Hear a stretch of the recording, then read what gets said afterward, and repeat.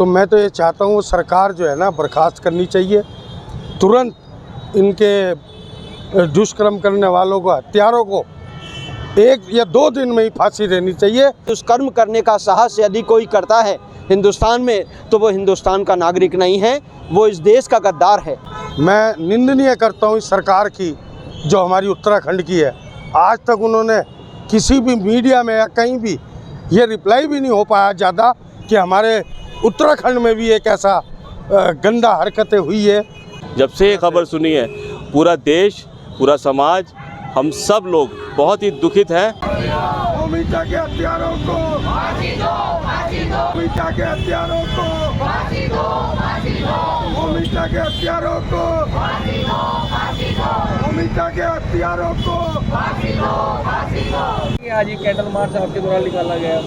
जी, हम इस बात के लिए कैंडल मार्च निकाला है। डॉक्टर मौमिता जो कि हमारे देश की एक बड़ी अच्छी पीजी डॉक्टर थी और उनके साथ जो दुष्कर्म किया गया ये बिल्कुल ही सहनीय नहीं है और हम पूरा मसीह समाज बहुत ही दुख और पीड़ा में इस विषय के लिए। और हम जब से ये खबर सुनी है पूरा देश, पूरा समाज, हम सब लोग बहुत ही दुखित हैं इस विषय के लिए, इस कांड के लिए कि और प्रार्थना करते हैं कि और शासन प्रशासन से, सरकारों से अपील करते हैं कि आने वाले दिनों में सख्त से सख्त कानून बनाया जाए और महिला सुरक्षा को लेकर के विशेष इस पर पहल की जाए और हमारी बेटियां सुरक्षित रहें। हम पिता होकर के अपने बच्चों को कहीं भी पढ़ने के लिए भेजें, समाज में भेजें, हम सुरक्षित बेफिक्री की नींद सो सकें, यही हमारा संदेश है। हम डॉक्टर मौमिता के लिए, उनके परिवार के लिए बहुत शोकित हैं और प्रार्थना क्या चाहते हैं कि प्रभु उनके हृदय को शांति दे और आने वाले दिनों में एक उज्जवल भारत, हमारा देश अच्छा भारत बन सके और हम परमेश्वर का धन्यवाद दें। कैंडल मार्च निकाला गया, कहाँ से कहाँ तक निकाला गया, कौन कौन लोग शामिल हुए हैं? ये कैंडल मार्च हमारा जो है सेंट्रल मेथोडिस्ट चर्च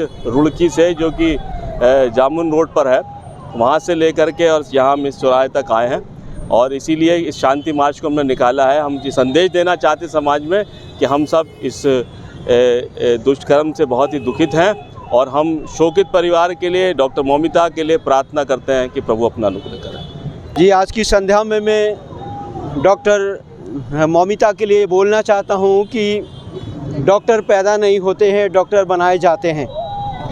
और ये हिंदुस्तान की परंपरा रही है कि जैसा हम देखते हैं कि नारी सशक्तिकरण का नारा, और यहाँ पर हिंदुस्तान के इस नारी सशक्तिकरण के नारे को देखते हुए ऐसा लगता है कि जो हमारे देश की, हमारे समाज की जो महिला हैं, उन महिलाओं के साथ ऐसा दुष्कर्म, ऐसा अत्याचार हमारे देश में अनेकों बार हुआ है।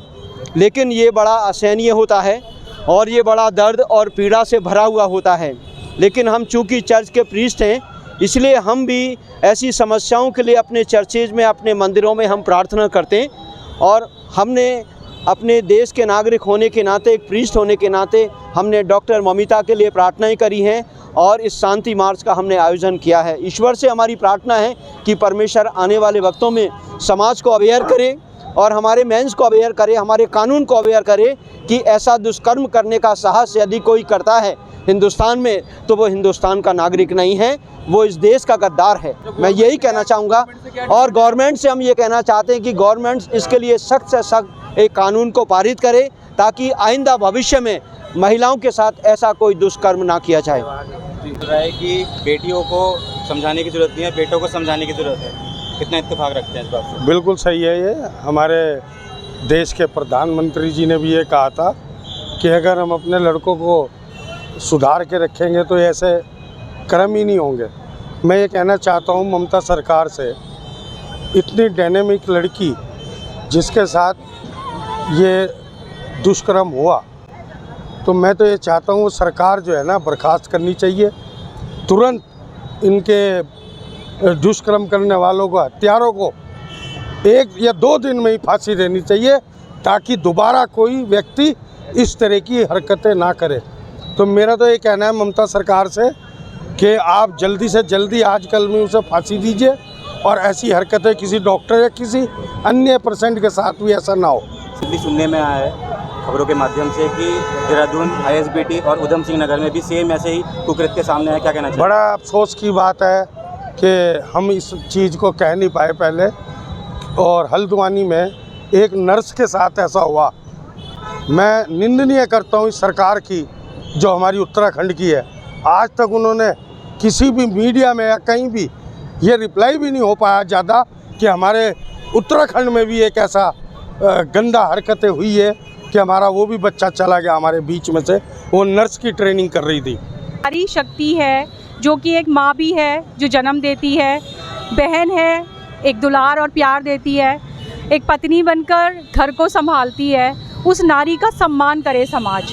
जो इतनी ऐसी जो मुंह पे ला नहीं सकते वो हरकतें जो हमारे समाज में हो रही हैं, उसको रोकने का एक यही तरीका है कि हर एक व्यक्ति के मन में जब नारी के लिए सम्मान होगा तो इस तरह का कोई भी मैसेज, इस तरह का कोई भी गंदगी समाज में नहीं हो पाएगी। अच्छा, आज बीजेपी की लीडर्स ने कई महिलाओं ने उनको राखियाँ बांधी और उन्होंने वचनबद्ध कराया उनकी सुरक्षा के लिए कि आप हम उनकी सुरक्षा के लिए वचनबद्ध है। कितना आप उनकी बातों को सही समझते हैं? देखिए, मैं किसी ऐसे वाले वक्तव्य पे तो अपनी टिप्पणी नहीं करना चाहती। हमारा कैंडल मार्च सिर्फ जनसाधारण के लिए है कि हर एक व्यक्ति के अंदर मतलब मानवता धर्म है, सबसे पहले उस धर्म को अपना लें, बाकी सब कुछ अपने आप ठीक हो जाएगा। नारी शक्ति का सम्मान करें किसी भी रूप में। हर घर में एक नारी है, जिस भी रूप में है। जब सम्मान मन से होगा, अंदर से होगा, तो सोच में भी नहीं आएगा इस तरीके की कोई बात।